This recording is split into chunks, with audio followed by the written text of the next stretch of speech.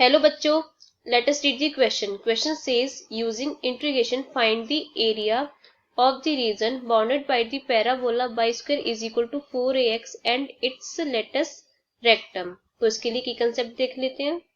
की कंसेप्ट, तो इसके लिए की कंसेप्ट क्या हो जाएगा.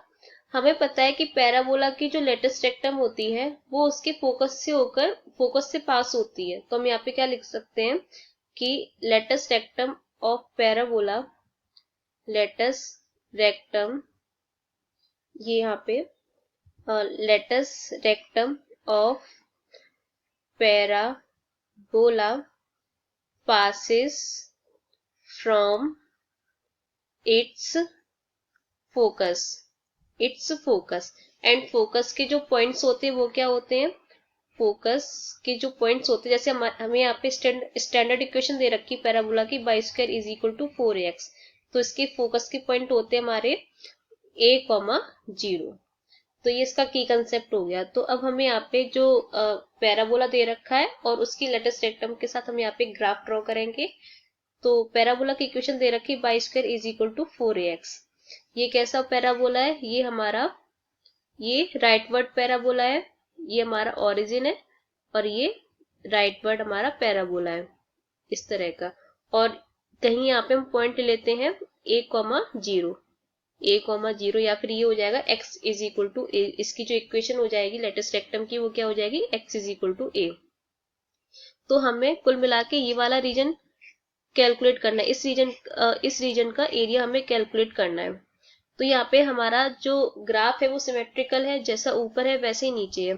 तो यहाँ पे दो रीजन है, तो हम किसी एक रीजन का कैलकुलेट कर लेते हैं एरिया, उसी में हम 2 का मल्टीप्लाई कर देते हैं. तो यहाँ से हो जाएगा ये हमारा graph y square is equal to 4x का. ये हमारी x एक्सिस है और ये y एक्सिस है.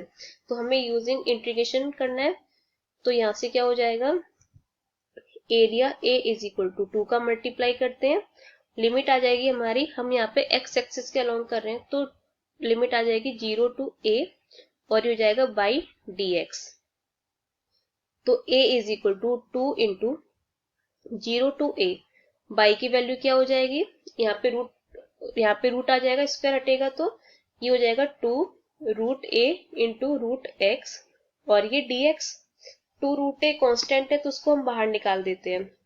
तो यहाँ से a इज इक्वल टू हो जाएगा लिमिट 0 टू a.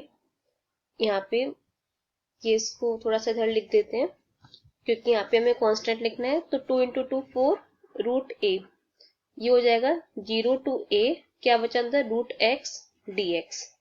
इसे हम लिख सकते हैं a इज इक्वल टू 4 रूट a 0 टू a x की पावर 1/2 dx. अब हमें पता है integration of x to the power n dx क्या होता है.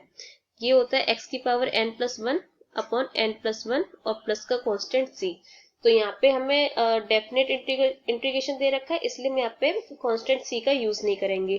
तो a इज इक्वल टू क्या हो जाएगा 4 रूट a, ये हो जाएगा x to the power 1/2 plus 1 3/2 और अपॉन में 3/2 और ये लिमिट आ जाएगी 0 टू a. तो a इज इक्वल टू जो कांस्टेंट है उसको हम बाहर निकाल लेते हैं 4 रूट a इंटू 2/3 हो जाएगा और ये क्या हो जाएगा a टू द पावर 3/2 और ये माइनस का 0. तो क्या बचेगा a is equal to 8/3. a की पावर 1/2 यहाँ से है और a की पावर 1/3 यहाँ से और 3/2 यहाँ से मिल जाएगी.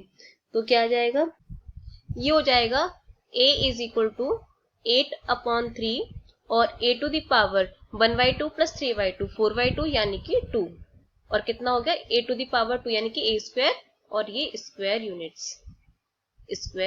तो हमारा एरिया कितना आ गया, ये आ गया 8/3 a स्क्वायर. तो यही हमारा आंसर है.